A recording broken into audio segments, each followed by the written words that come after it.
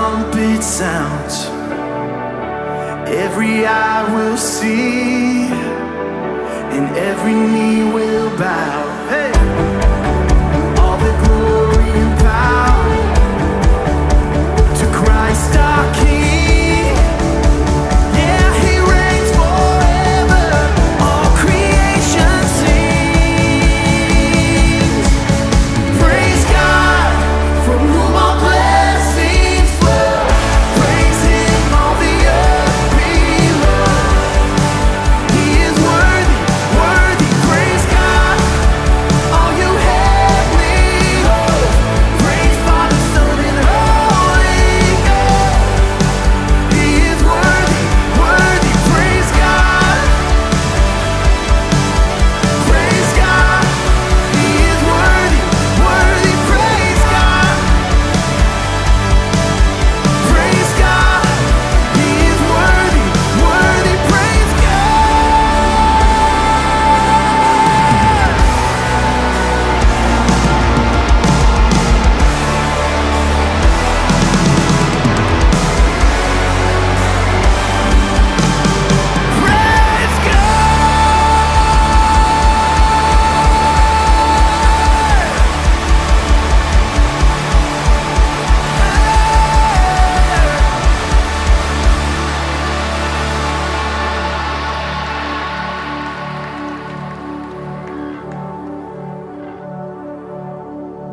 Praise God, from whom all blessings flow.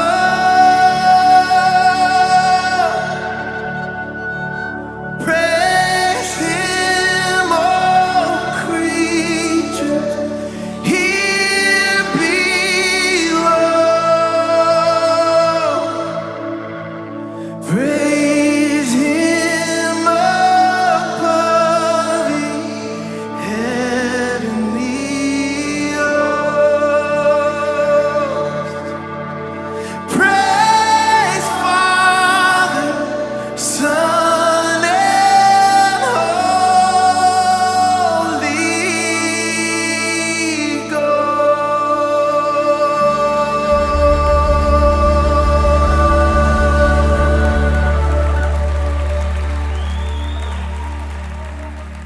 Hey guys, and welcome back to Bayside Online. My name is Morgan May. I'll be your host, and I am so glad that you decided to come to church today, especially because you came to church from home or on the road or on vacation, wherever you're watching from.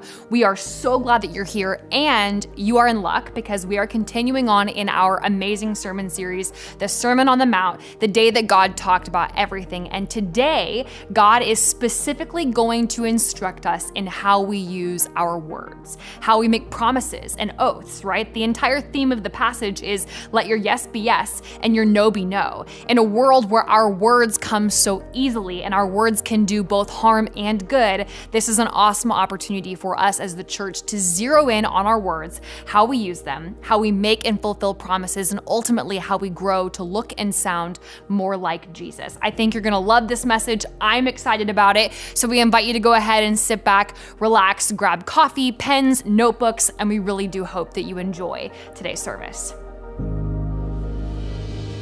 All right. Good to have you here. How y'all doing? Doing good? Awesome. My name is Mark. I'm one of the pastors here at Bayside. Really good to have you. We are in the Gospel of Matthew. So if you got a Bible, I would love you to bring Bibles. If you don't, pull it on your phone, your iPad, whatever. Matthew chapter 5. And we're in a series on the Sermon on the Mount called The Day God Talked About Everything. It's also in your bulletin for your notes as well. We have the text and we have some fill in the blanks there for you to take your notes, and hopefully you will use that. We're going to jump in. We have a really important text. But as we do that, we're super excited to, one of the visions that we have is to get content out into the world. And so we started something called Thrive Media, Thrive Publishing, and we want to do videos, we want to do content, we want to do curriculum, but one of the things we want to do is publish books. And the first book is hot off the press, and it is right here in my hand, written by our own Kevin Thompson. Thrive Media, we're super excited. It's called Stay in Your Lane. And don't worry, this was not like, launching this book into your world on the Mother's Day weekend. It's just purely coincidental. We were not trying to tell mother-in-laws I'm just kidding. But it's actually a really legitimate book. I read it, and it really has this amazing thesis, which is when we're making decisions in our life and we're trying to discern, there's three things that we have to ask. What is yours? What is theirs? And what is God's? And it's when we begin to try to jump into areas that aren't ours. So what are the things that actually I can control? What are the things that I have no ability to control? They're gonna make those decisions, and then God's gonna do his thing. And it's when we try to jump into their lane, or we try to jump into God's lane, that things tend to go wonky in our life. That's the thesis of the book. It's super practical. It's stuff that Kevin has used in pastoral counseling for over 25 years. And I would just say, grab this. It's in the bookstore on your way out. You can jump on Amazon. You can get, if you buy them here, you get 2 for $20. Jump on Amazon, you just get it, you just pay more. So, we're super excited about this book, and this is the launch of a ministry that we want to go well. So even for that, invest in it because it's going toward ministry. So super excited about it. Stay in your lane. And Kevin's such a great writer and a thinker, and hopefully that can translate into his dress at some point. Okay, so. All right, welcome to Bayside. That's what we do here, man. We just mess each other up, yo. All right. So here's a super important text. Matthew chapter 5. Jesus is going to talk about this topic of being people of integrity, character, truth, who are the kinds of people who get to a place. And I love this text because it's so subversive. Remember the context Jesus has been talking about? You've heard that it was said, don't commit adultery, but even if you've done it in your heart, you're already guilty of it. You've heard that it was said, do not murder, but even if you hate your brother in your heart, you're already guilty of it. And so if you're new to church and you're exploring Christianity, this is a great series for you because you get to see the revolutionary Jesus, the Jesus that has these expectations for a kind of life that is completely alternative to the way that we live. And so just let me read the whole text and put it in front of you, and then we'll just start to unpack it concept by concept. So Matthew chapter 5, listen to these words. Again, you have heard that it was said to the people long ago, do not break your oath, but fulfill to the Lord the vows you've made. So picture Jesus now. He's going through all these things that this thousands of people are listening to him. They've heard all these teachers say these different things. But I tell you, do not swear an oath at all, either by heaven, for it is God's throne, or by the earth, for it is his footstool, or by Jerusalem, for it is the city of the great king. And do not swear by your head, for you cannot make even one hair white or black. All you need to say is simply yes or no. Anything beyond this comes from the evil one. Fascinating text, because it start off and we might say to ourselves, in the midst of all the craziness of our world, why do we care about this? The murder, the wars, the abuses, the awfulness that's happening all over the world. Why do we care about this thing that seems so small? What we do with our words, being people of truth versus people of being able to say whatever we want in character. Why does this matter? And I would say it matters because the point of the Sermon on the Mount is if you actually did these things, there would be no wars. There would be no abuses. There would be no social injustice. All the things that we think are more important than just being people who can say yes and people trust us. It gets down to the weeds of if we were actually these people though. So Martin Lloyd-Jones has said this, and I think he's right. He says, the whole fabric of society rests upon trust. And trust is based upon honesty and truthfulness. We are not only to speak the truth, but we are to live the truth. We are to be people who are true to our word, who keep our promises, and who honor our commitments. So in a world like ours of fake news and politicians who lie and media who lie, everyone lies to everybody all the time, and everyone just kind of says, well, that's just the way it is. Right? Oh, how did you get rich in real estate? Oh, I kind of lie a little bit, but that's just kind of understood in the industry.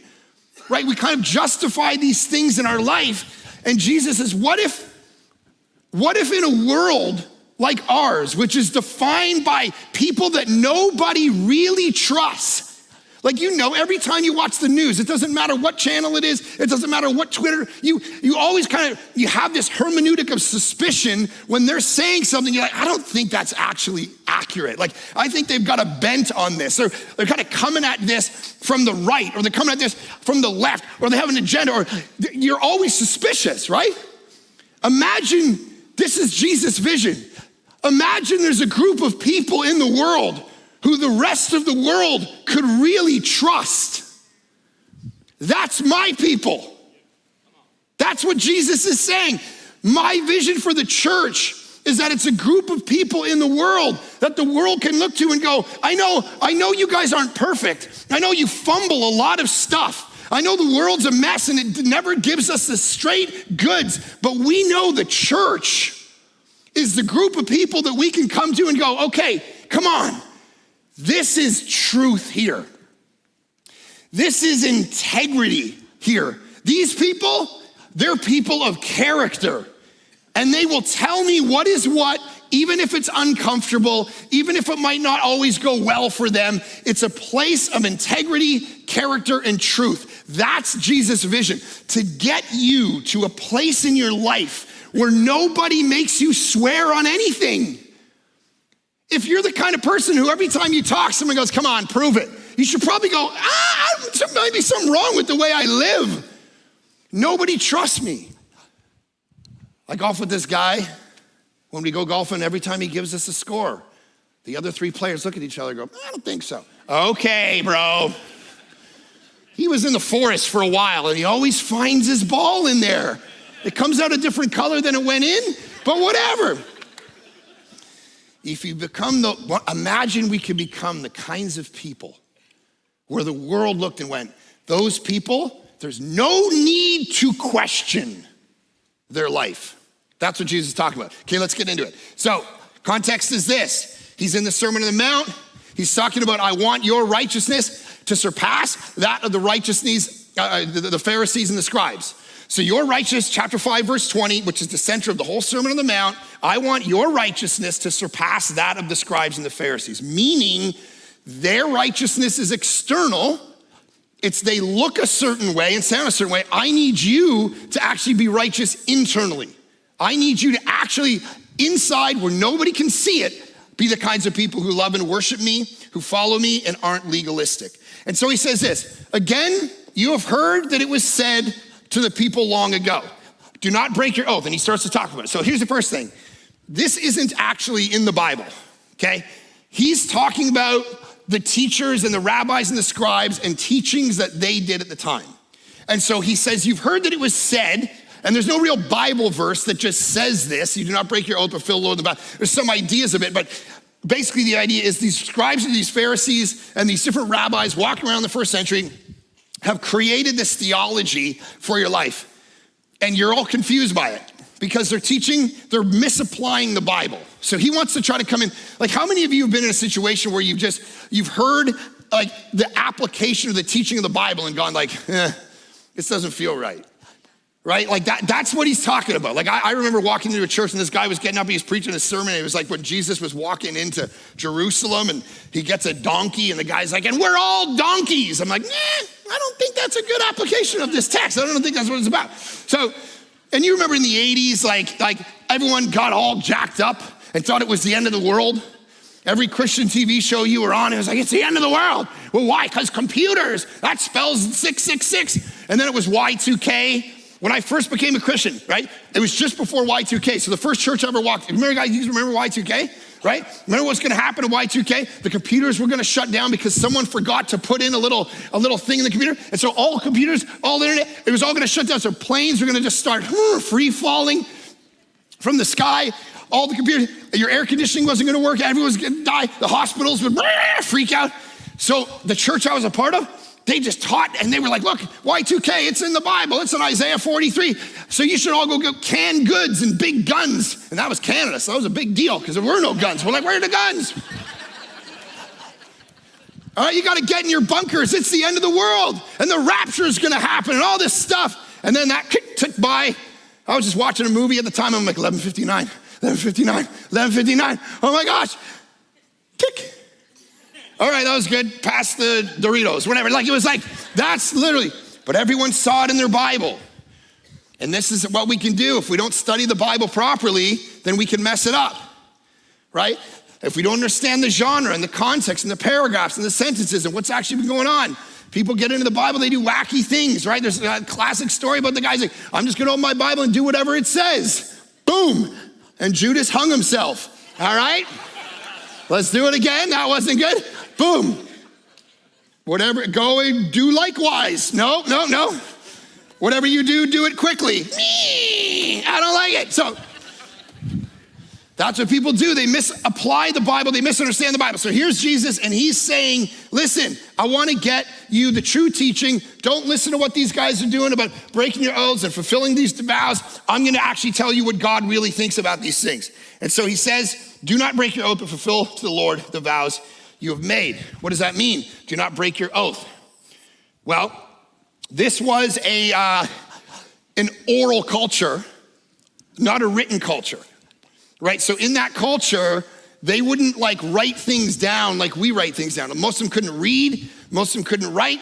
And so when you had to make trades or do something or buy a house or do a business deal, you didn't have documents that you were writing everything down on. In our culture, of course, lots of documents. You guys know, every time you go try to buy anything, there's 35 pages that you have to do, right? Why do you have to give your signature to buy a used car 35 times? Do you know why that is? Because nobody follows the Sermon on the Mount. Because every single one of those signatures is something that somebody learned because it was a loophole from people who were trying to steal and connive and not be truthful. So every time you're signing something, it's because the world has figured out a million ways to be people where their yes is not their yes. And their no is not their no. They're scoundrels. They're always looking for an angle. And so in that culture, you had oaths, and those oaths would be a public declaration that people would gather to hear, and it would be binding. Kind of like a wedding, but even a wedding we sign now, right? But a wedding back then, when you got up in front of a group of people and said, I am going to give a vow, an oath, that I'm gonna marry this girl. Now in our culture, it's just become sappy. This is why, like, when I do weddings, I'm like, oh my gosh, here we go. I don't wanna do the traditional vows. I wrote my own vows. Sally, I've loved you since we were, and it's like, oh bro, shut up. Whatever. So, but even then you go and you sign a document because people can say, I was there when he read his vows to Sally. But in our culture, that doesn't matter. Well, in that culture, if you publicly said an oath, it locked you in. You were locked into that oath, and so you had to do it. And so what had happened was they had started to come up with all kinds of games in order to play so that they didn't have to be bound by their oath. So they started to say, well, okay, yeah, I'll do a business deal with you. I swear on the heavens. Because if they said, I swear to God, that was binding. That was like, whew, right? Like even when I was growing up, I grew up as a non-Christian, man. I grew up in a world where, guy, I kissed her. We're all like, whatever, bro, you didn't kiss her. And he's like, I swear on the Holy Bible. And we're like, boom, he kissed her. Right? Like you swear on a stack of Bibles you did that? And then if they did that, it was on. Like that was all we needed. That's what they would do. They would say, I swear, but instead of saying, I swear to God, which was binding, they said, what else could I swear on? That if someone called me out later, I could say, well, I never swore to God. Well, I swear by heaven that I'll show up. I'll give you that money back. Or I swear by the earth. Actually, no, I swear by Jerusalem. I'll be there. And then when he didn't show, he only swore by Jerusalem. I had my fingers crossed, right? I was gonna try to be there, Joey. But don't hold me completely accountable because I only swore by earth. I didn't swear to God. And so they had taken this system of oaths, they'd made it super complex, and it had become completely corrupt. And so is Jesus saying, I don't want you to ever do an oath? I don't want you to ever go to court and swear. There's some streams of Christianity that have taken that, right? The Quakers and some of the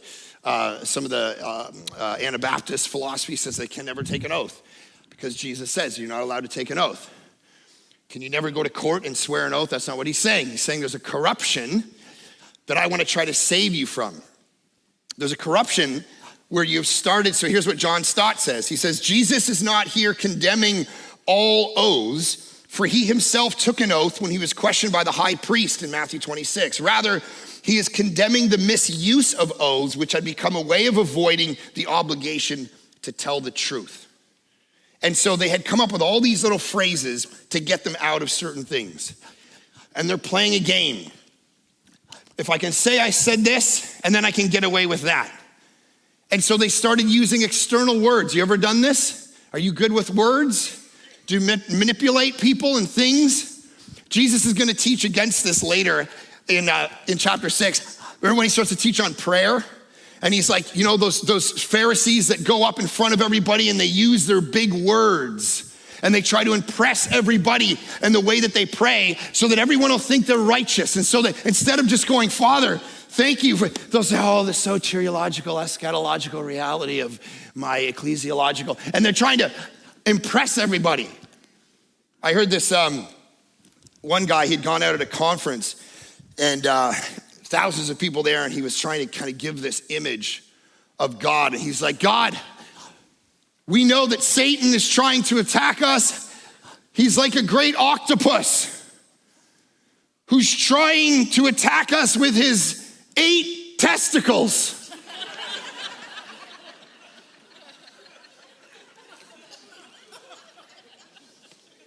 And that's totally not what he meant.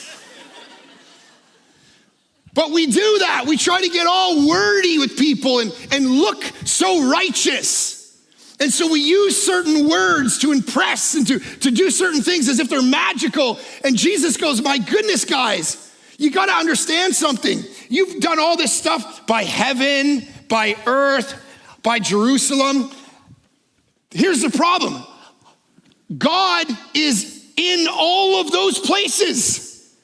So the idea that you didn't swear to God, no, you did, because he's in heaven, he's on earth, he owns Jerusalem, he's everywhere, you can't escape him. And so if you think that you can act one way when you come to church, but there's certain things you can and cannot say in church, like testicle, like that, then you've already shown yourself to have a sacred, secular divide that God doesn't have. Because he's here, but he's also in your kitchen. And you don't get to just be righteous here. You don't get to act a certain way in church. Because God is in church, and he's at the bus stop, and he's with you at work, because there is no divide. And so Jesus is like, how could you think you could be the kind of people who would bust all of this up? When you tell someone you're going to be there, Jesus is saying, then you be there. When you tell someone you're going to pray for them, you pray for them. When you tell your kid you're going to fix his bike, then you do it. Why? Because God is everywhere, and you're always, with every word, swearing on a stack of Bibles. There is no level of honesty. Every word is fully observed.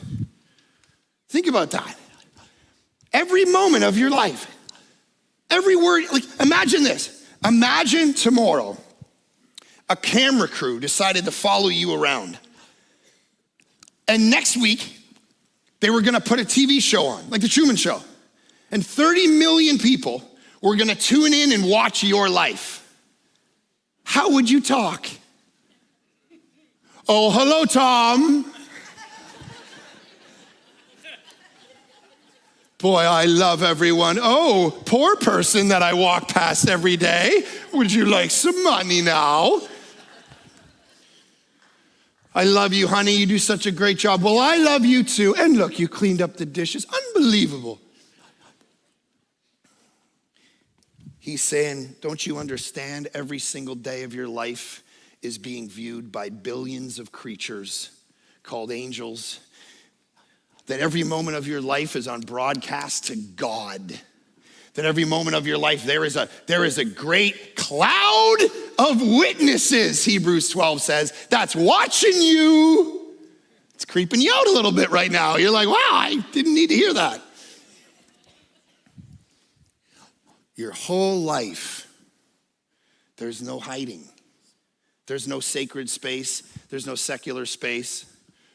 So I came up with this idea this week that I immediately went, oh. So I'm sitting around with my kids and we're chatting and we're watching some show. And I said, guys, without even thinking, I go, guys, you should invent an app that's like a lie detector app that you could put your thumb on your phone and immediately tell by the heart rhythms whether someone's lying. And my kids went, whew. And immediately when it came out of my mouth, I'm like, I don't want that app to exist. Why am I saying this? Why would I want that app to exist? How is that gonna do me any good? Think about that.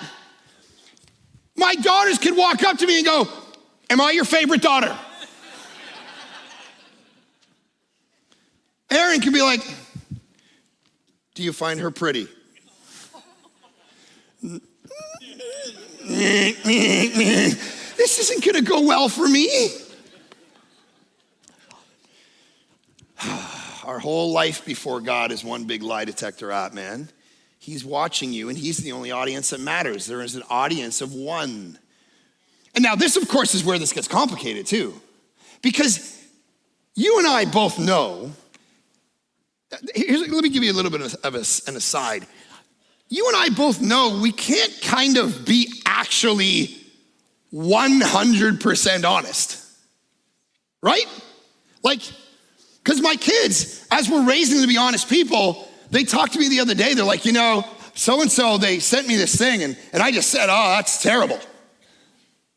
And so-and-so put on they dressed up and they sent me a photo, and they said, what do you think? And I'm like, no, that looks terrible. Don't ever wear that again. You know, it doesn't make your face look good. I'm like, yeah. And they're like, well, we have to tell them the truth. Yeah, but not if you ever want to have friends. Or have a job. And this is where it gets complicated. This is where the jazz begins. How honest really do we need to be in this world? And here's the thing about it. We know that it's very important to not look people in the face and just tell them exactly what we're thinking, because we could be wrong. So here's the principle. There is a difference between being a promise. There's a difference between a promise and being polite. God wants you to be someone where in your promises, you are totally accurate in what you're saying and doing. But there's a level at which you can just be polite in society and you don't have to tell everyone exactly. Like, this is one of the things, Andrew talks about this often, coming from Ireland, which is a little bit more reserved. He talks about when I moved to America, he's like, man, Americans, they just jump right into it. He says, like, I'll be in the line at the bank and it's like, how are you? Well, I'll tell you how I am. Blah! And they kind of tell you everything. And Andrew's like, oh my goodness, I didn't want to know all that. There's a level of politeness. And so here's the other layer of this that I find fascinating. What Jesus is honing in on here, here's the mistake they've made. They think what is important is the question of profanity versus perjury. Think about that for a second. The question of profanity versus the question of perjury, meaning they think what is important, and this is a scary mistake that we make, they think what is important is just the words that I say. Now think about how in conservative circles we get, like my wife grew up in the church, and this becomes a priority. There's a certain list of words you're allowed to say, and a certain list of words you're not allowed to say. And so we get to a point where we can, and I showed one of my daughters a couple years ago, I showed her this movie, and it was the first kind of introduction to like it was an action movie, but a little more mature, so there was gonna be some, a couple swears and there's some F-bombs. So I said, listen, I know all we've been watching is, some stuff, but now it's time to graduate a little bit. And so there's gonna be some F words in this. I don't ever want you repeating these words. She goes, Dad, I wouldn't even ever think them. Oh, little angel. And so here's what we tend to do is we prioritize profanity and say there's certain words you can say and not say. And this is exactly the mistake they made. I say certain things, I don't say certain things, but at the same time, I'm lying, I'm stealing, I have no character, but at least I'm not swearing. And Jesus comes along and goes, you don't get it. You've totally messed up the order. Yes, of course you shouldn't use profanity because everything's gonna reflect back on who you are, but the priority is the kind of person you are. Are you the person behind the scenes that's a liar and a thief and someone who has no character? You have no integrity. And so he says this, but I tell you, do not swear an oath. Meaning, I want you to get to the place in your life where you don't need to swear an oath, where nobody wants you to because they trust you. And here's the big thing, do not swear by your head or cannot make even one hair white or black. All you need to say is simply yes or no. I love it, man. Can you imagine we were a group of people that's where we got to? Like that was it? That is our reputation? Why is this important? Because guys, listen, the same mouth that speaks the gospel is the same mouth that talks every single day and makes promises and either breaks them or lives up to them. The same person. If I question your golf score, why would I care what you think about eternal things? If you don't tell me the truth at work, why would I listen to you when you want to talk to me about God and the Bible and the place of my own soul? See, every word that you speak, you're seeding in a kind of credibility that is then gonna come later when you wanna tell someone, by the way, now I need to talk to you about Jesus. And that's why your character matters, because it goes back. Listen, there's this guy, Tommy Cool. I'm gonna put his picture up on the screen. This is Tommy Cool, okay? Tommy Cool is a golfer. And he's been golfing hard since he was 2 years old, doing everything he can to be successful. This week, he was playing in one of the golf tournaments around America where if you do well, then you can go to the US Open, right? US Open, most important golf tournament in this country.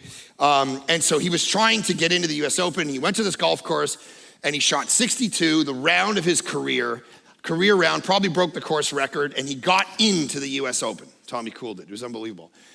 Then he woke up the next morning and he had this conviction.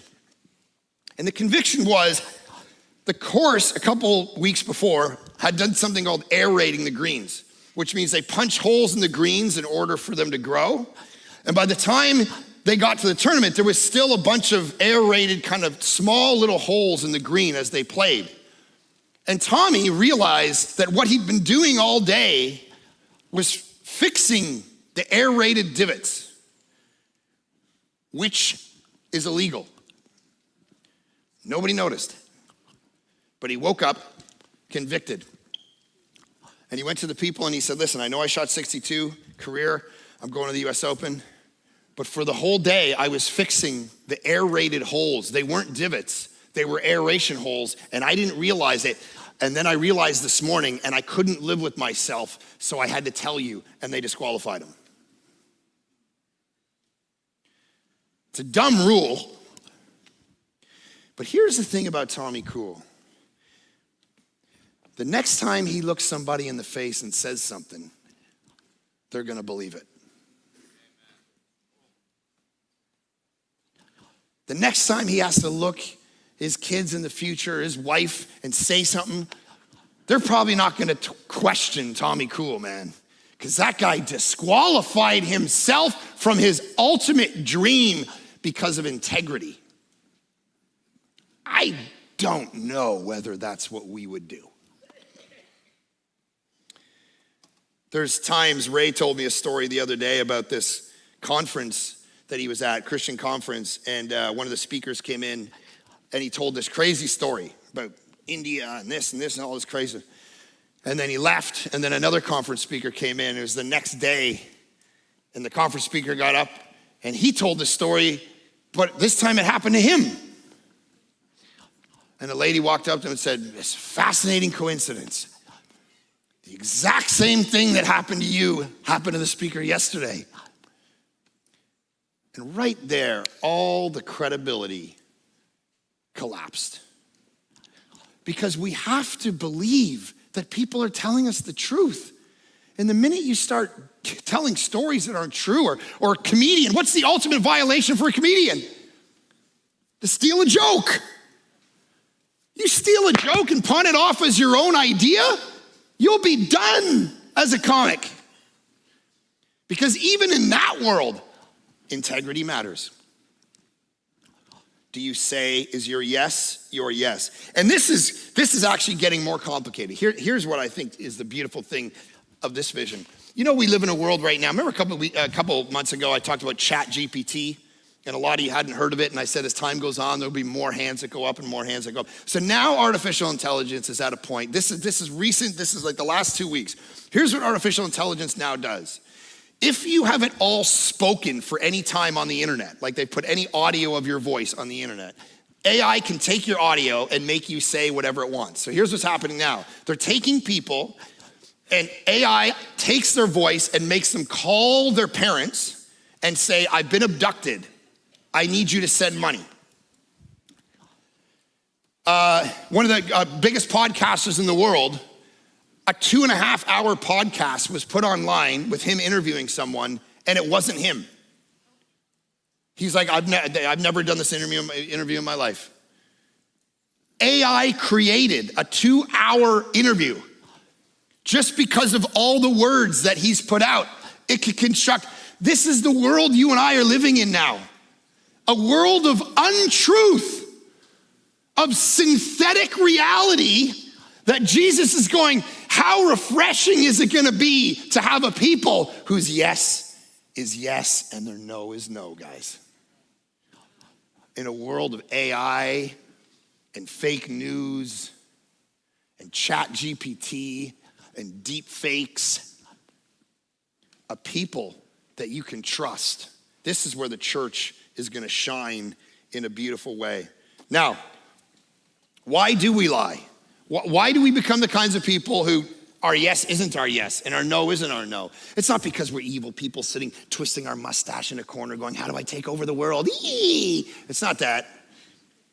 Here's my theory about why we try to manipulate and lie, which is exactly what he says here. You can't actually make you can't make even one hair on your head white or black. You have no control over these things. You know why we lie? Because we're trying to control everything. We think we have a better story to tell and a better end result than God does. So we try to manipulate the end, and we try to manipulate what actually happens. So I remember I was driving to the dump one day with my buddy, and I kind of made this commitment. And I don't mean to sound self-righteous, but I kind of made this commitment a few years ago when I become a Christian. Like, I'm gonna try to be someone who just doesn't lie. I have other sins, but just doesn't lie. And just see where my life turns out as an experiment. Because lying to me is just so 80s. Like, who's lying anymore? What a bunch of losers to lie. Just figure out how your life's gonna work. If you think something, if you do something, just live up to it, fess up to it. So, I'm driving to the dump and I got all this stuff, but if it's just wood in your back, then you don't pay for it. You just drive in but if there's a bunch of garbage, so as we pull up, my buddy goes, hey, listen, just say it's all wood. And so I said, sure. And I pull up and I said, it's half wood and then it's half a ton of other stuff. And we drive away, he's like, what are you doing? That's gonna cost you $200. And he tells this story all the time to make fun of me at parties. And every time he tells it, I love it. because it shows people, I want to figure out where my life ends up if I don't lie. If every time I get to the dump, I tell them exactly what's in the back. Every time, where will your life end up? Because I can't make my hair white or black. I can't. I have no control. It's exactly what Kevin's book's about. Stay in your lane. You can't do God's job. Okay, let me end and then pray for you. He says, anything beyond this, anything beyond being somebody who just says yes or no comes from the evil one. You know what's so fascinating about him saying that? He's saying when you tell a lie, it's not some cute little white lie to get through life. It is evil.